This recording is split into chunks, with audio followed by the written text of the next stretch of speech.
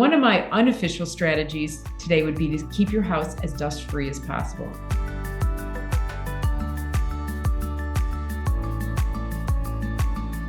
Welcome, everyone. My name is Kendra Seymour, and I want to welcome my guest today, Cheryl Seco. Thank you, Cheryl, so much for being here.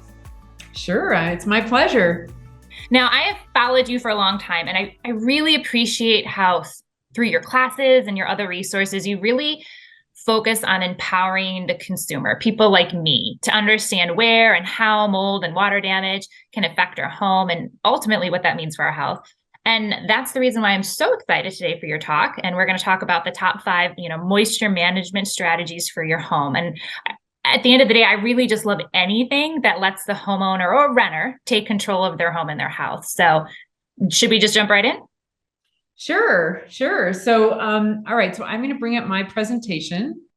Can you see my presentation? Absolutely. Looks great. Okay. Well, let's get started here then. And well, I'm always glad to interact with people who are following what I do and know what you need and know what's working. So let's get started. We're going to talk about moisture management strategies, my top 5 strategies for managing moisture. And that is, of course, because we don't want to have mold. So a quick disclaimer, I don't do healthcare. I am a licensed architect. I don't do healthcare. So, and then this isn't for anything individual. This is all education. And a little bit about me. So in my story, so I am Cheryl Seco. I am a licensed architect and have been for over 30 years. So I have an undergraduate and a graduate degree in architecture. Had no idea that I would end up in this space talking about water damage and mold. But along the way, I did end up with working for 5 years for the wood industry as a senior technical director. And that would be an organization called Woodworks, where I was a technical support for and did education for architects, my peers, structural engineers, and code officials using wood in commercial buildings. So that's where I started doing education, and I became focused on moisture for them because it had been in my own life and been a problem in my own life. I'm also I'm on the architect representative to the American Lumber Standards Committee. That's a committee from the US government. I am a mom of 4, and my kids have been affected. One of my children was very affected, which is how I came to start researching water damage and mold in buildings. Along the way, that's been 18 years of all my continuing education being focused on building science to keep my family safe. And along the way, we've also had, my husband and I have had autoimmune diseases, different ones, and Lyme disease. In fact, my husband had a really bad case of Lyme disease. And that's what prompted me to start. I was researching Lyme disease and seeing all these people talking about mold in their buildings. And I knew the answers to things they were talking about. So I started helping people for free, basically, in chats while I was trying to find the solutions to help my husband. And and people started asking me questions and tagging me. And then I created a Facebook group, and it just kept growing till there were so many people who needed help that I realized that I've been blessed. My family's been blessed that we have been able to come to a point where we are thriving. We have occasional ups and downs, like everyone, in terms of our health. It's not a permanent state. We have to be careful, but we are doing well, and we are blessed. I'm blessed. And so I decided that I should be giving back because I do know things based on my background that could help other people. And so here we are. I created this website called avoidingmold.com. And and it just keeps growing and changing, and we keep trying to figure out ways to provide education for people at the most affordable way. To your point, to have informed clients, informed consumers, that those of us that are living in homes, which is all of us, live somewhere, that we can be smart, and just like we need to take control of our health in a lot of ways. So it's similar to that.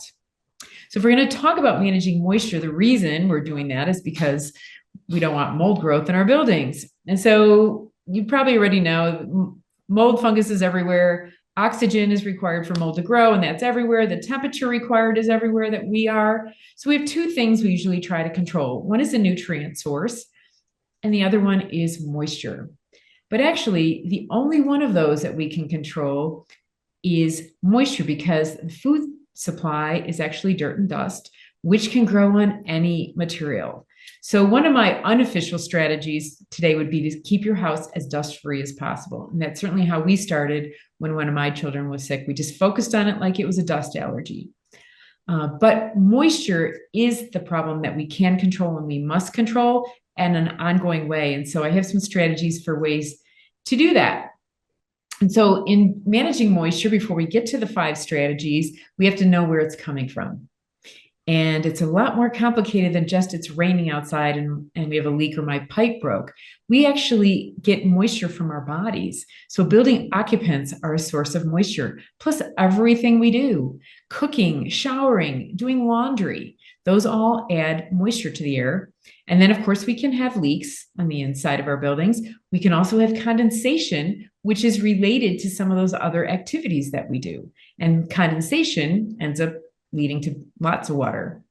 On the exterior of our buildings, we all know about rain and precipitation. Irrigation systems, we can be forcing rain on our buildings in an artificial way through sprinklers and not even know what's happening under cover of darkness at night when we're running our sprinkler systems. Groundwater, we don't see that, but there is moisture in the ground everywhere, including in the desert. And water vapor, which we also can't see. So much like dust, which we can't see in the air, we can't see water vapor, but we do see it when it condenses on a cold surface. And that can be on in the exterior walls of our building as well. So the one other place that there's construction moisture that I'm seeing overlooked time and time again is in new construction. In new construction, there is a lot of construction moisture, and there's water contained in concrete. So there's a picture down there, pouring concrete. It's a ton of water. Masonry, grout, wood, paint, all those things add humidity, add moisture to our buildings that then needs to be able to dry. So the main way to manage moisture is to either allow it to dry, make sure it's going to dry, or to drain it away.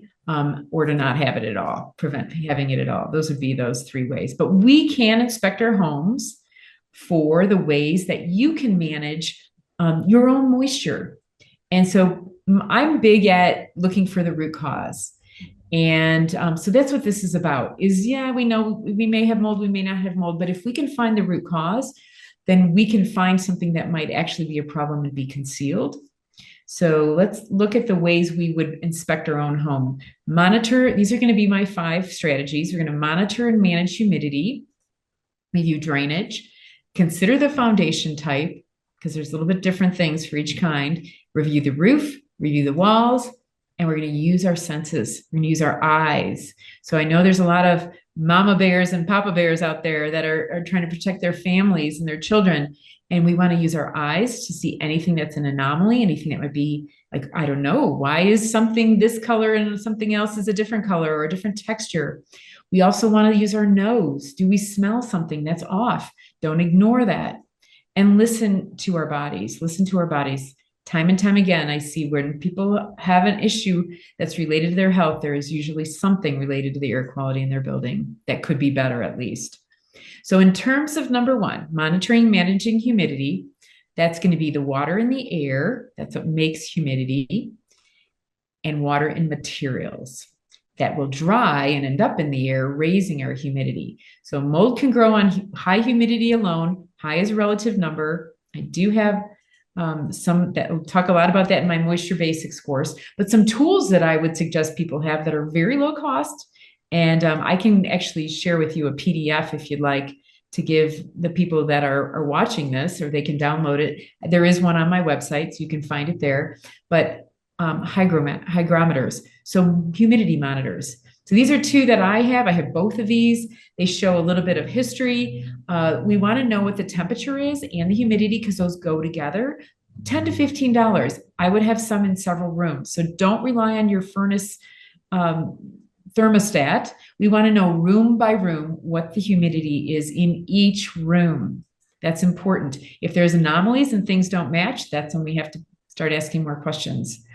The summer goal is below 55%. That's when we're using cooling. Depends on the outdoor humidity. If you're in a desert climate, this should be less than that. The winter goal is less than 40. And as the temperatures continue to drop, you're going to want that humidity the optimal humidity to drop too. So if there's a cold snap and you're not, it's very unusual and it's getting very cold and you're seeing condensation, then lower your humidity and figure out where is this humidity coming from. And hopefully for some climates, it'll go by fast and you can go back up to something more comfortable. But yes, we want to monitor that humidity. Another tool that I like, I have something like this. Mine is older, so I don't have this exact ones, but you can have humidity monitors with different sensors. So it's remote sensors. So you could have, this one has them labeled indoor, outside, baby room, and north side. So you could put one in the crawl space. You could put one in the basement. You could put one in the attic. You could put one in a bathroom, wherever, and then you could move them around too. But the idea is to get an understanding of the building's health.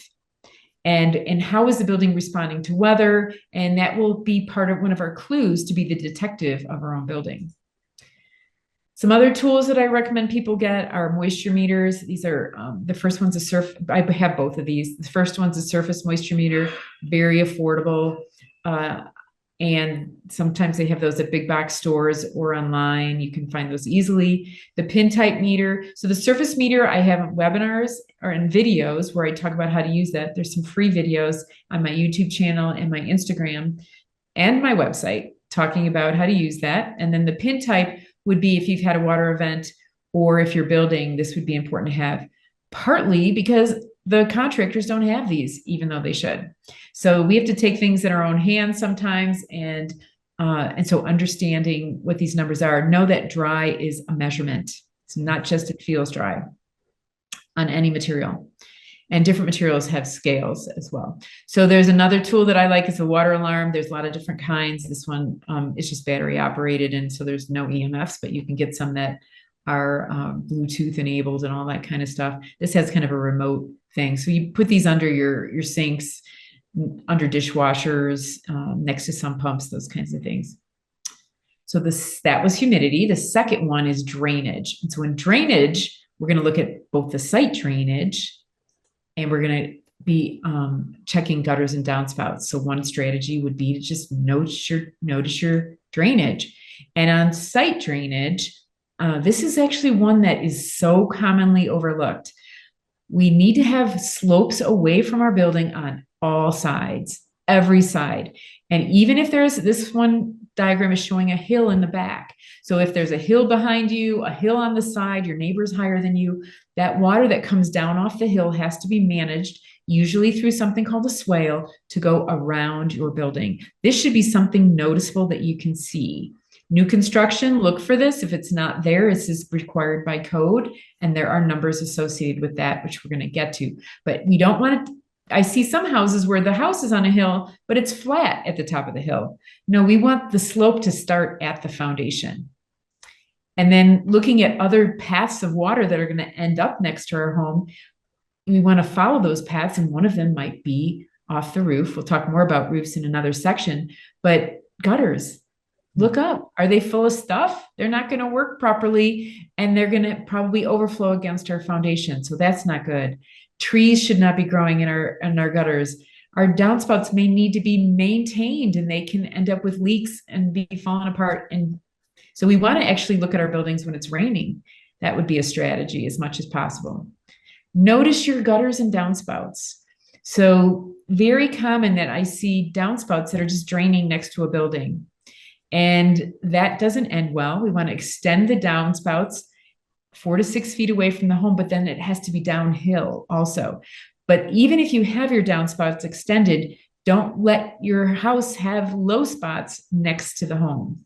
That's still not going to end well because we end up with stuff like this. And that brings moisture back into our buildings. So managing moisture is getting the water away from our buildings, no matter how the water is getting there. Sometimes we're not seeing this because it's raining, and we need to go outside or be looking out our windows and seeing what is happening, because that puddle could be gone by the time we get outside after the rain stops. But it's not good if it's there even temporarily. So follow the path of water. And then for site drainage, I see this a lot where houses that don't have gutters and they want to put and it's very flat, and they want to put a drain tile next to the home, right next to the foundation. Do not do this. This is not a good solution. It's going to end up, you're still going to end up with water getting into your foundation. The ground has to slope away. The code requirement is down 6 inches and 10 feet away. So this is kind of a visual of that. You could have a 10-foot long 2x4, put a level on it, and then you want to be 6 inches down when you get away from your foundation. And you also want some clearance at the foundation itself. And this is for any kind of foundation, including crawl spaces. Slabs would be the same problem. We just can't see below them. And this is an image showing, oh, this looks really good. So we have water coming on either side of these two houses into a swale that looks very well defined. However, if you look closely here, this downspout is dumping on a walkway, a cement concrete walkway that's dumping back towards the building. So this is why we have cracks in our foundation, and this is why we have a lot of high humidity problems. Likewise, these bushes are concealing what's going on the drainage behind those bushes. So look out for things like that on drainage. Let's talk about foundation type. So know your foundation type when you're deciding to manage moisture, and know that every type of foundation has different management considerations, but they all have one that's the same: managing humidity in the area, managing drainage away. So we have the drainage has to go away. In a basement, you might have drain tile down here, but if it's an old house, maybe you don't. So we just want all the water to go away. And we want to have a vapor barrier under our slabs. That may or may not have happened during construction, but at least we can go down in a basement. So I am a fan of basements. And I know there are others in the mold world who are not. I prefer to see what possible problems there are. I'd like to know if this wall is leaking. I like to know if my plumbing above the basement level is leaking. And in a basement, it's really easy to go down there and look. You also get the advantage of storage. Don't store any cardboard in a basement, and definitely monitor the humidity there. If your basement is finished, you might want to reconsider those finished walls on the exterior walls for sure, or they might need to be addressed. So I like that I can see those. Crawl spaces, same thing. The water still has to go away, but in crawl spaces, we do need a vapor barrier. There's often dirt exposed there, and that dirt is very toxic, full of water, raising humidity in that space. Venting of these spaces is not a good idea. That's not ending well, although it was okay. But the other problem with crawl spaces is they tend to be, I don't see anything because I don't go there. It's not a nice space to go to, so you don't see problems that are happening unless you like crawling around in caves, or you're a mole. So it makes it a place that you can't see a problem, so that you can't be vigilant. So vigilance is a big part of my theme here. And then some of these spaces for crawl spaces are so small that no human can actually go in them, but they can be huge problems. So those are the things to consider if you have a crawl space. You want to manage the humidity and know a lot of humidity is coming from crawl spaces, or can be. And no exposed dirt. And that doesn't mean you put a piece of plastic on the dirt and it's loose. No, the dirt actually has to be sealed at the seams, sealed to columns, and sealed to the walls. Don't go up the walls though. I have a whole course on that, or a mini course on that in my subscription community. So then the slab is the other one. And I get a lot of clients who say, oh, I heard that slabs are best and I should get a slab home. That's not my opinion at all. There are some parts of the country and the world where slabs are the only thing you can do. Florida would be an ideal situation for that because it's a giant swamp.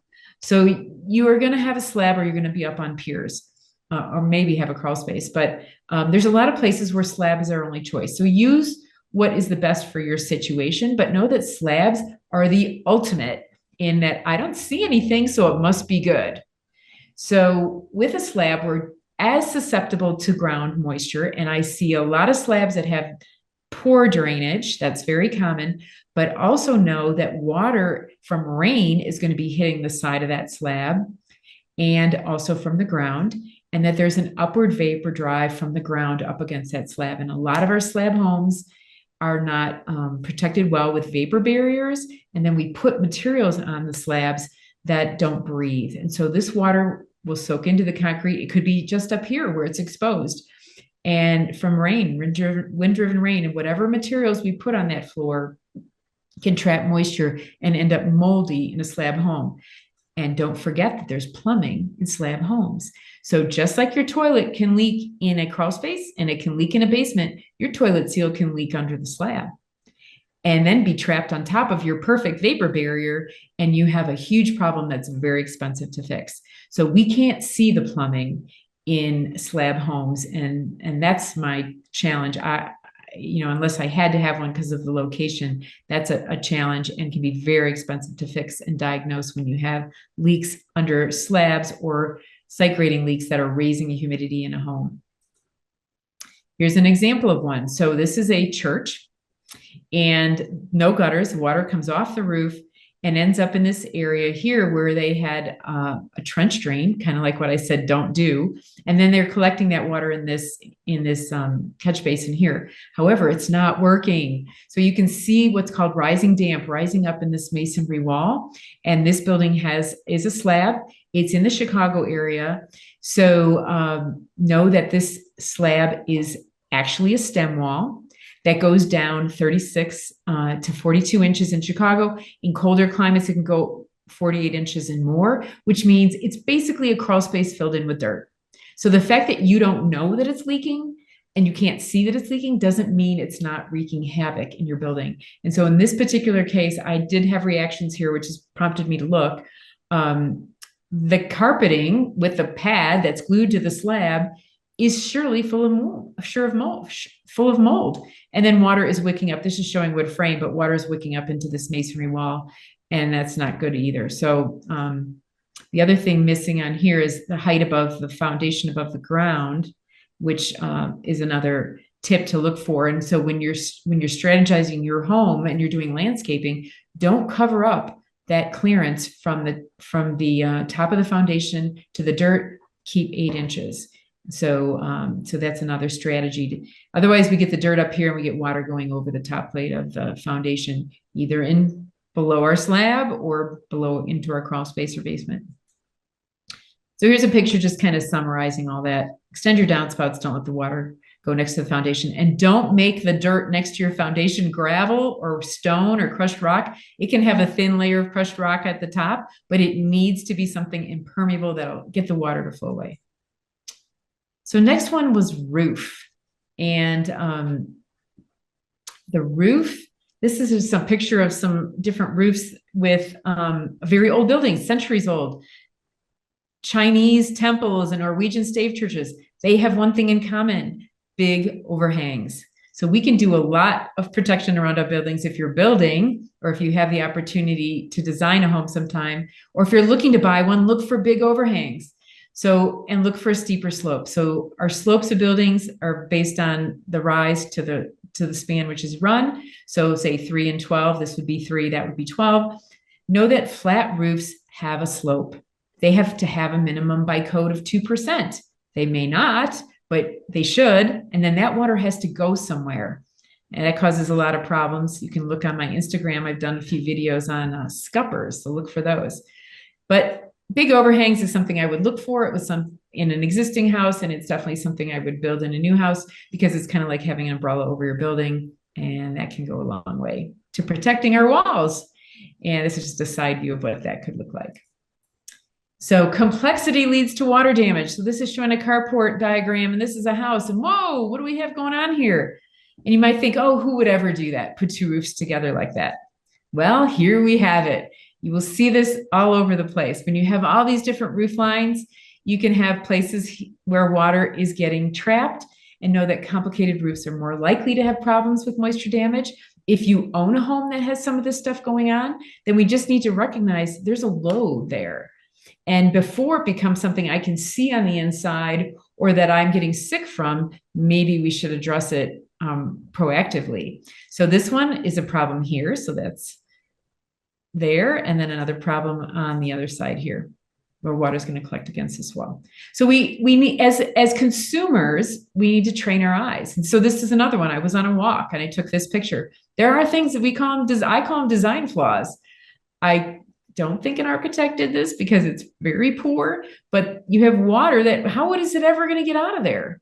So these would be the places to consider protecting further if you have it, or looking for mold if you're trying to find mold in a concealed space.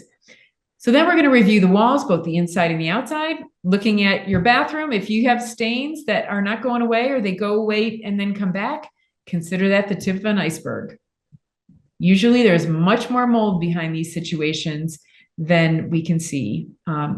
Grout is not waterproof. It never was, never will be. It's the backing behind the tile that needs to be waterproof. I have no problem with tile, but you should be able to take a shower in your bathroom before the tile goes up and have no water leaking. So just know that the backer is what needs to be waterproofed. Commercial buildings have problems. This is rising damp here. This is evidence of water in the cavities of this block. So masonry is not immune. Look for discolorations. Look for places where roofs meet walls. So you can see discoloration there and there. And then sure enough, where this flat roof is kind of meeting this wall, there's some oddities that I would suspect need to be addressed. Look for things growing in masonry. Not good. Now this is open. This is just a lanai with a porch underneath, but I've seen this on buildings that people live in. There's got to be water in there. And stucco. Stucco, my advice is, if it's raining, if you live in a stucco home, go outside right after it rains and take pictures of your home, obviously during the day. And then, because it's going to dry fast, but right after it rains, you will see where the moisture loads are in your stucco home. And then you have places that you can consider. Here, these two areas look fine. This one does not. So this is a gutter system from this lanai up here. This side seems to be working. This side is not. You can see the staining. And then this one has something going on in the corner of this window. So training our eyes to see the things that are there is a lot of what I do in my online courses that I sell. So it's a very affordable way for you to see lots more of these kinds of things. And I do a lot with pictures. So walls meeting roofs. Decayed wood is not a good thing. That's from water. That should never be happening. That's incorrect detailing and improperly done. And know that no material is immune from water damage. This is concrete in California, very dry place where usually it never rains. And you can see that's pretty nasty. So we've talked about these 5 strategies: monitoring, managing humidity, reviewing drainage, considering the idiosyncrasies and the best practices for your foundation type, noticing your roof and what you might need to maintain and keep an eye on there, including the gutters, and reviewing your walls to see if anything's going on, but this is constant. So it's important to understand the causes to find and prevent the defects that lead to damage. And know that buildings are a system, pretty complicated. You may need to bring in someone like me to take a look at something individually, or continue doing your education, continually do inspections on your own home, be vigilant, and train your eye for what to see. I have a lot of free tools to do that. I'm on YouTube, I'm on Rumble, Instagram, Facebook. I have a public Facebook page. I'm posting videos all the time of things I see just randomly. Some of the courses that I have a mold expert bundle. So this is 5 hours of videos like what I've done here today. If that's been helpful, where I have tons of pictures. Sometimes I'm bringing on other experts to talk about topics related to mold and cleaning and the products that I use. I have a moisture basics course. This one is the one I recommend people start with. This is I go over defects way more than we've done today, and for 90 minutes, and I have over 25 defects, but with the pictures to show you what to look for to train your eye. I also have a 3-part webinar series before you buy or rent. Again, more defects, more signs of mold, going through them, both the inside and the outside of our homes, so that you can start to become a really savvy consumer. And then finally, if you're building, I do offer a Build a Safe Home masterclass. Also, major renovations would benefit from this. And so this is my premier educational product, still very, very affordable. I come on with live Q&A there, and it's about 6 to 8 weeks to get through the modules.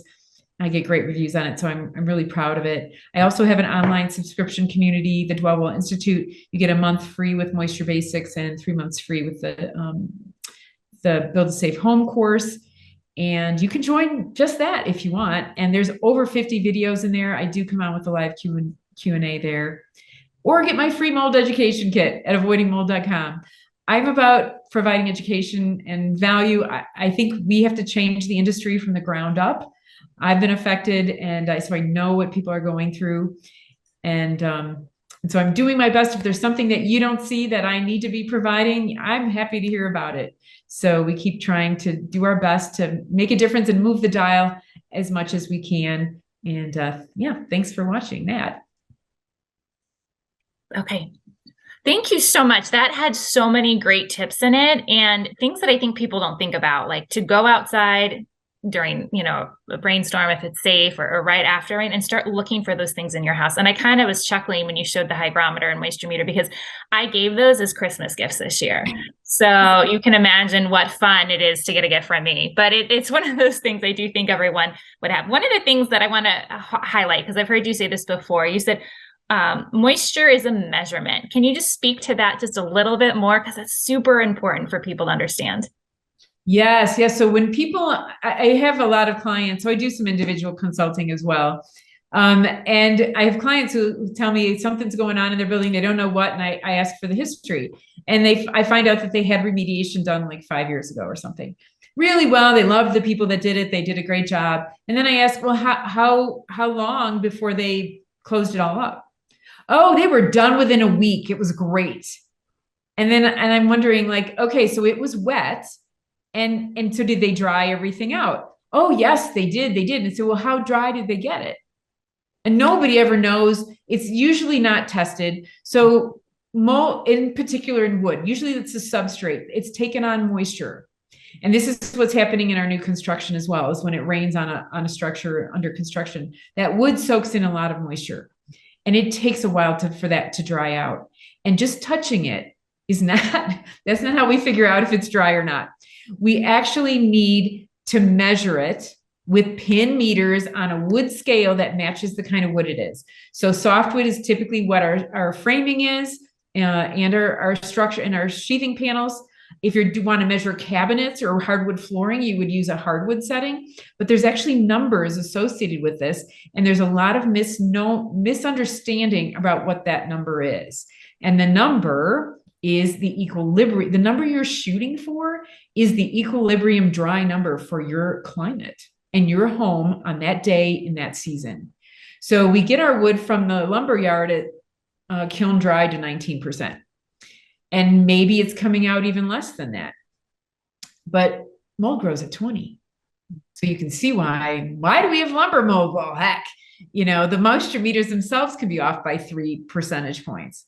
And if you're only going to be 1 point away, but know that would be very rare. I think Alaska has a couple months where the equilibrium is at 18, but most other places, Arizona and desert climates, their equilibrium wood moisture content is in the single digits below 10.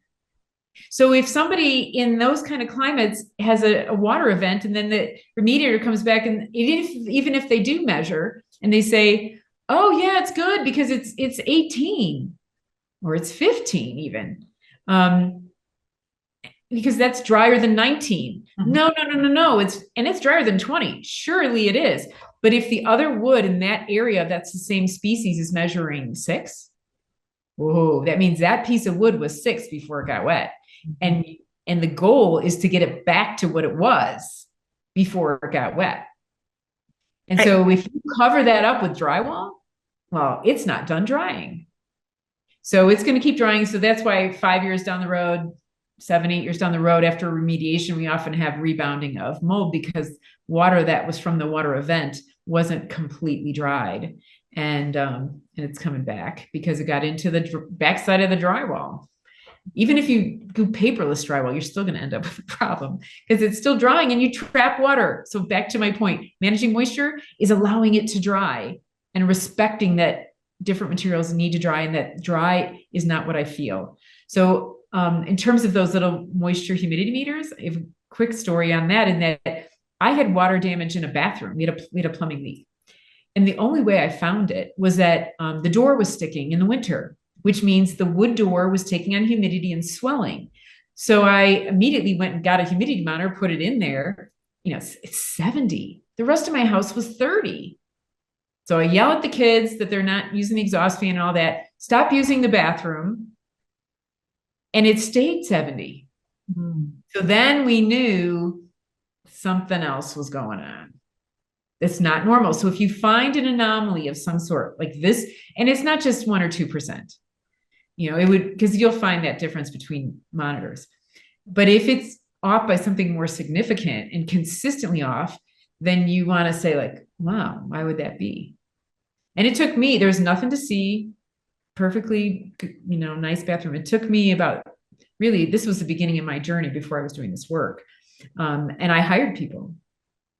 And I quickly came to the conclusion, I paid money to do mold testing. That came back negative. And I did ERMES, and I had somebody leak detector come over. Nobody could find anything. And I paid all these people. And I'm thinking, what am I doing? I know more than all these people because I built my house. And then just started really thinking about it and looking with a flashlight. So that's what could be another strategy, is when you're looking around at your ceiling, like below a space or along the walls at the roof, use a flashlight.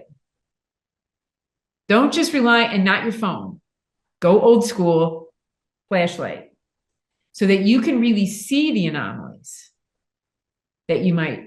And that's how so in my laundry room below the bathroom, I was looking with a flashlight, and I was like, gosh, it kind of looks like there might be a little bit of a line there, And sure enough, and we did have mold, and it was pretty toxic, and none of the mold tests found it.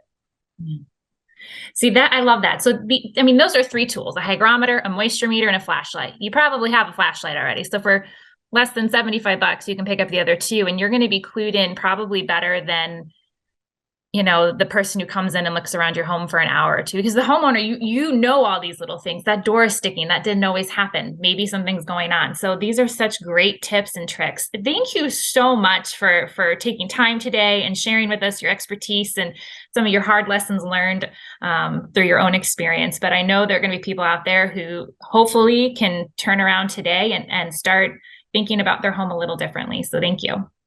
Oh, I hope so. Check out my website and my free stuff. And don't forget to like and subscribe, because that's how I know people like it, and I should keep doing it. Well, thank you again. And for those listening, thank you so much for joining us today. If you found this helpful, do me a favor, head on over to changetheairfoundation.org and sign up for our newsletter, because it really is the best way to get information just like this directly to your inbox. Thanks so much. We'll see you next time.